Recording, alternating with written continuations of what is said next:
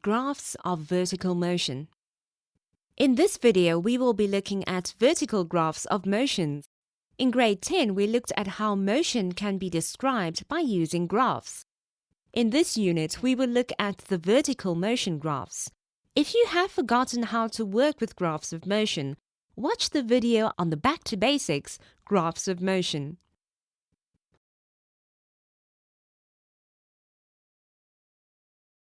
Remember that an object is in free fall when only the force acting on the object is in the gravitational force of the Earth pulling it downwards.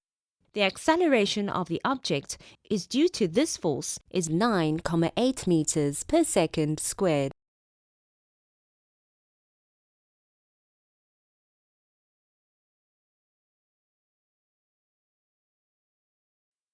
When the object is dropped from a certain height, the object accelerates as it falls. In other words, it falls with increasing velocity.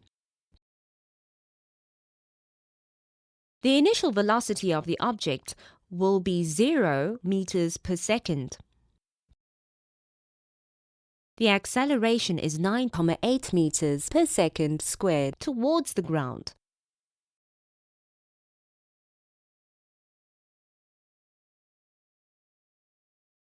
Let us sketch the graphs for displacement time, velocity time, and acceleration time graph for an object falling from the top of a tall building. Remember that you need to indicate which direction you choose as positive, so for this example, let us take down as positive. You need to keep the following in mind when you draw a graph. Each graph must have a heading. The axes must be labeled and the correct unit must be used. The displacement is equivalent to the height it falls from. In this case, the height of the building. The initial velocity of the object is 0 meters per second, so the graph starts from 0. And as down is chosen as positive, the graph will have a positive gradient. The line drawn is curved, starting with a gentle gradient and getting steeper as the velocity increases. The velocity time graph is taken from the gradient of the displacement time graph. As down is positive, the graph is drawn as a straight line passing through 0. The acceleration time graph is a line parallel to the x-axis, as the acceleration of the object remains constant at 9,8 meters per second squared.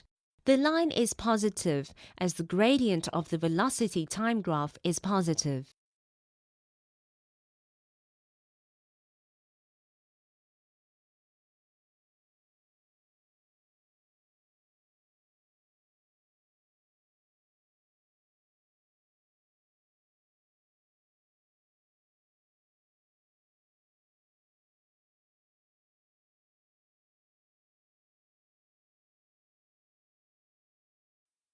Let us now look at how the graphs will change if we project the object upwards and choose down as positive.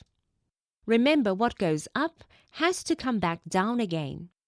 A stone is thrown upwards from the ground and returns to its starting point. Sketch the graphs to represent the displacement time, velocity time, and acceleration time. For the displacement time graph, the stone is going opposite to the direction chosen as positive. The graph thus will start at 0 but below the x-axis. At the peak, that is the maximum height, the charged stone comes back down, so the graph turns and goes to the x-axis. The velocity time graph will start in the negative region to show the stone going upwards in the opposite direction to what was chosen as a positive. It crosses the time axis. That represents the peak where the velocity is 0. The graph having the same gradient then goes above the x-axis as the stone comes back down. The increase in velocity per unit time is the same. The acceleration graph is taken from the gradient of the velocity time graph, which will give you a value of 9,8 meters per second squared. The value of the gravity is a constant and is represented as a line parallel to the time axis. Let us look at what happens to the shape of the graphs if we take up as positive instead of down. If up is chosen as positive, that means gravity is negative.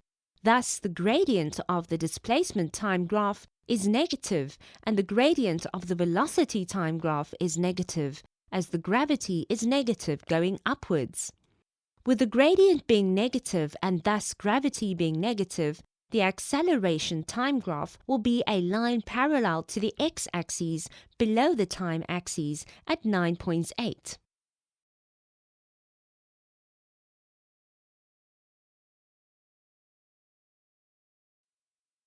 In the next example, let us look at what happens if a ball is projected upwards and falls past its starting point. A ball is thrown upwards from a cliff and lands on the ground.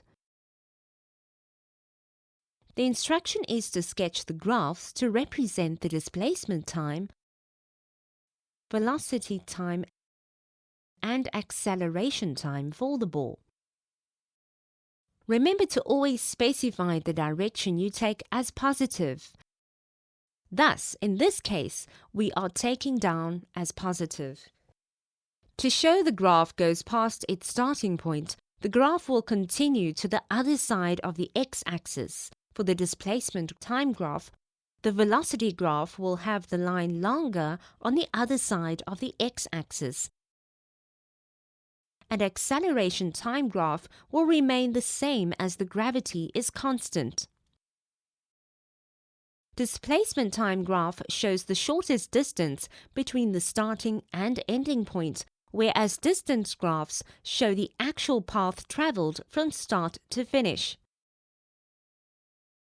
Velocity shows the slowing down until you reach the maximum, changing direction and speed up as it returns to the surface. If we compare the velocity time graph with the speed time graph, we see that the speed time graph shows the different gradient of slowing down and speeding up. The graph is on the same side of the x-axis, as speed is scalar and direction is not shown.